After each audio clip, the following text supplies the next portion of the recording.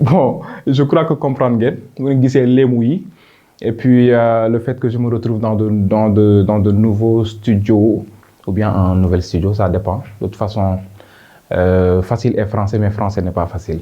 On se retrouve, on parle de cinéma. Comme d'habitude, ni ngeen amee tendance ci ma ko laajte quand est-ce que tu vas parler de tel produit, quand est-ce que tu vas parler de quelle série.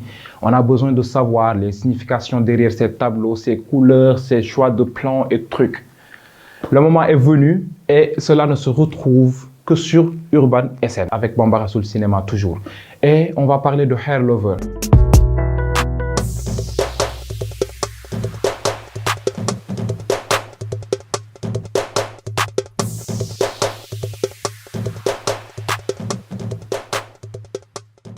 Cette nouvelle série produite par Calista Productions, écrite par Calista, bien sûr, celle qui a écrit Maîtresse d'un homme marié, c'est elle également qui a écrit Yaay 2.0, toujours des productions de taille. Mais pour cette revue, on va devoir la camper autour de ñaari épisodes, épisode 6 et épisode 9. Maintenant, reste à voir le pourquoi de ce choix. Et cela ne veut pas également dire que ni ci ñaar yooyu rek laay yem. Tout au long de cette vidéo, on va devoir cof ci yeneen ni pour relativiser, cof ci yeneen ni pour daal di également raccorder. Mais pour xam lu tax, il faudra rester durant toute la vidéo. Alors, pourquoi le choix du 6 et du 9? J'ai choisi cela parce que tout simplement, le chiffre 6 peut devenir un 9, tout simplement. Le 9 également peut devenir un 6. Maintenant, cela m'a inspiré quelque chose selon le dénouement de l'histoire de Hair Lover durant tous les épisodes. Le 6 et le 9, c'est comme si c'est une continuité. C'est-à-dire que mënoon nañu génne yeneen épisodes yi nekk entre le 7 et le 8 et pourtant day retrouver sensam et dinañ am évolution bu normale. Et dans l'épisode 6, qu'est-ce qu'on retrouve? Déjà, cela commence par un flashback.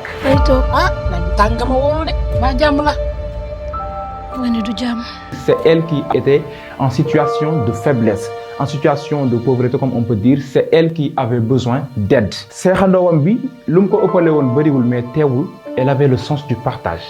Elle avait le sens de la solidarité. C'est elle qui la soutenait. Elle donnait et encore donnait. C'est-à-dire dafa yeewu noonu. Pourquoi? Parce que tout simplement moom mu ngi sentir deret bi ñu bokk gën caa raw le fait que mu nekk seexandoowam dañu war a jàppalante. Et il y a des paroles qu'elles ont tenues, des paroles assez importantes, des paroles signifiantes. bu ma demee ñëw am lu ma dolli te nga muñ loo ko yàlla nag te xam ne dina jeex ba ngay toog di séddale bu soobee yàlla.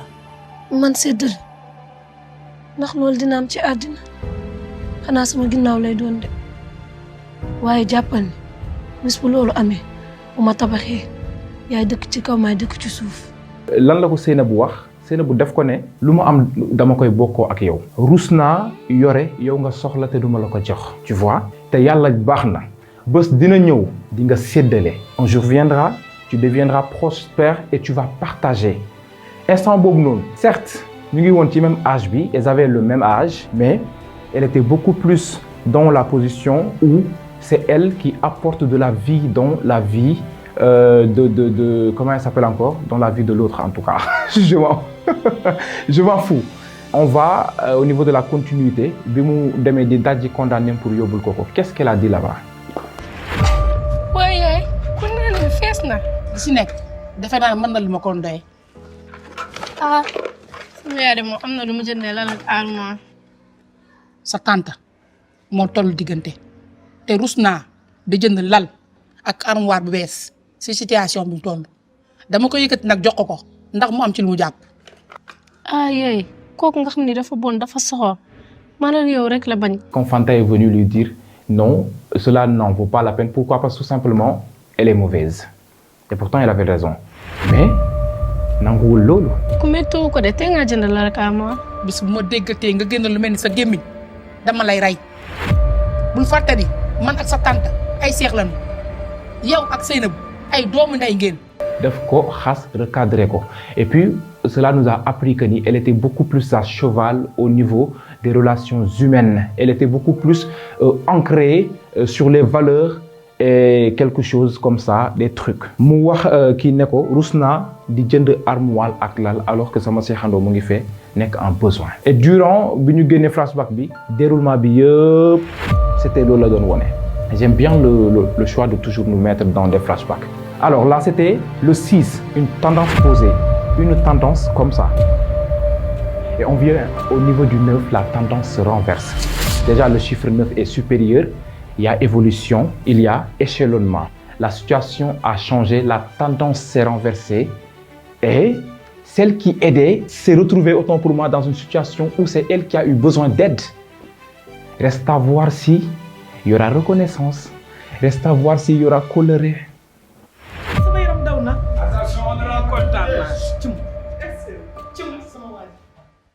bu baaxee am ku baax xajal ko mu toog day xam lekkam ñoo la ngeen toog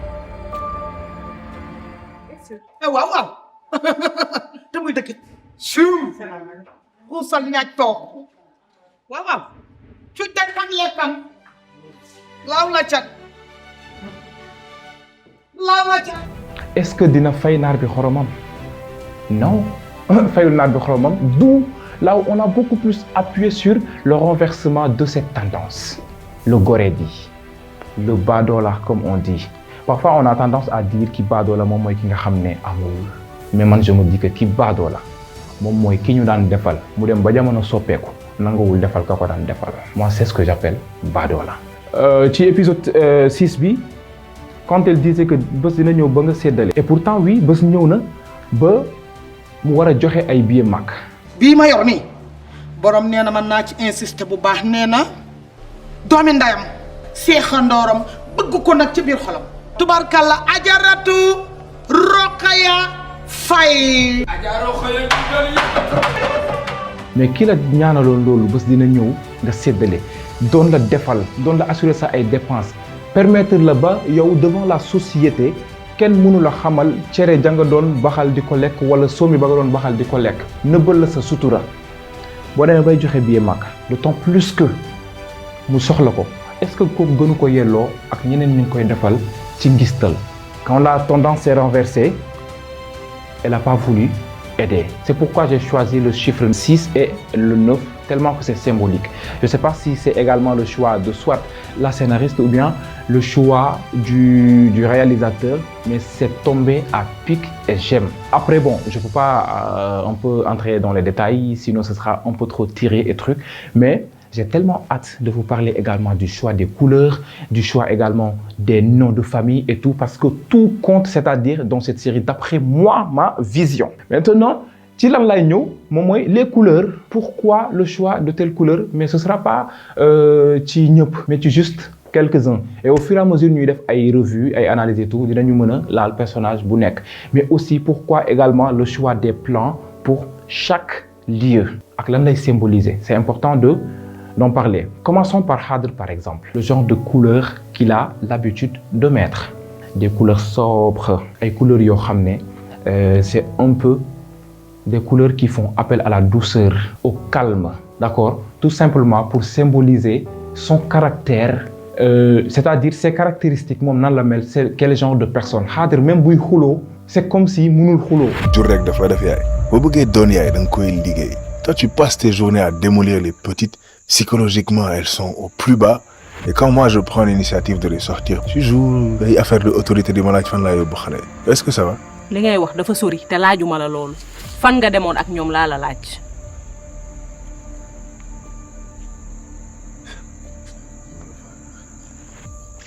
Et pourtant au fond de lui il sent quelque chose qui en tout cas a créé ce déclic de vouloir se révolter, mais physiquement cela ne se voit pas. Même quand il parle, il a les mains dans les poches, tout en s'exprimant. Et c'est pourquoi le choix du styliste de souvent l'habiller en soit bleu sobre, pas un bleu comme celui-ci bien sûr, un bleu bic qui est une couleur autant pour moi assez vivante, assez agressive. Non, Khadr il n'est pas agressif, donc il n'a pas droit à ces couleurs agressives.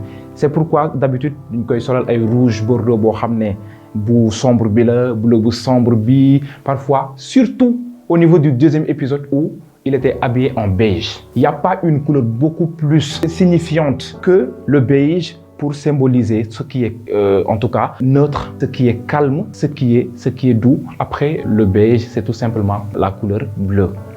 Après rouge bordeaux et tout, c'est pour peut-être symboliser son côté sensible en fait. Voilà. Côté couleur, c'était ça. Et puis parlant de comment elle s'appelle encore, de Seynabou, la sadique. dans cette photo où on les retrouve tous, en tout cas réunis. Pourquoi elle a la couleur la plus rayonnante? Du jaune orangé, tire un peu vers le orange.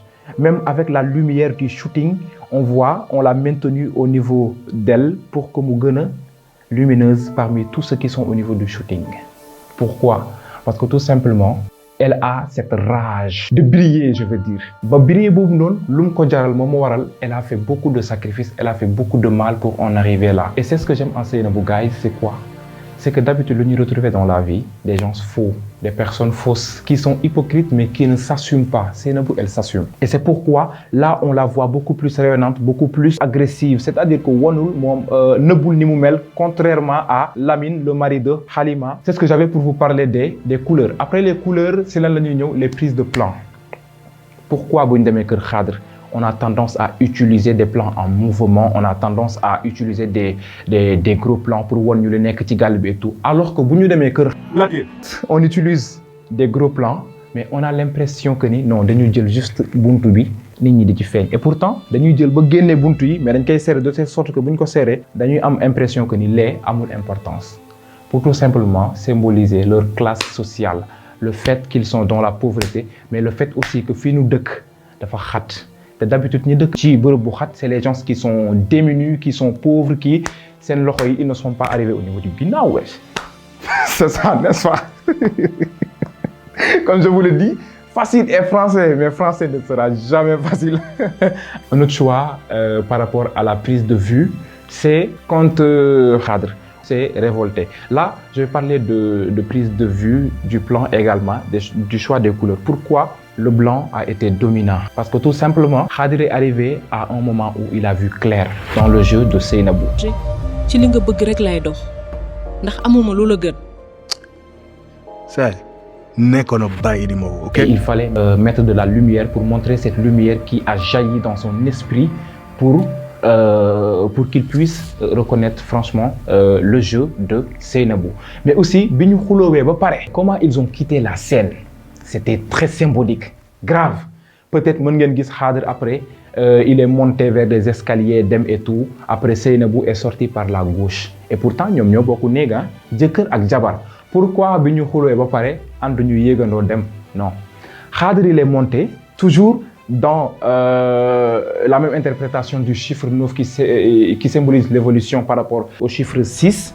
Pour symboliser également l'évolution mentale bien sûr de Khadr, on a utilisé ces escaliers où il était en train de grimper, d'échelonner, d'avancer, d'aller beaucoup plus haut. C'est-à-dire il mûrit de plus en plus. Avec la couleur blanche, on va tout simplement en déduire le fait qu'il a vu clair dans le jeu, autant pour moi, de Seynabou et de sa mère. Voilà. Après Seynabou, comme je vous dis, pourquoi yéegul ak waa ji foofu noonu, vu que jëkkër ak jabar la ci même néeg bi, elle est sortie par la gauche, qui symbolise la défaite, mais aussi le fait qu'on est en train de replonger vers le passé, là où tout a commencé, là d'où vient tout. Ceci mettra fin à cette revue, bien sûr, et on se donne rendez-vous très bientôt pour d'autres numéros beaucoup plus fun.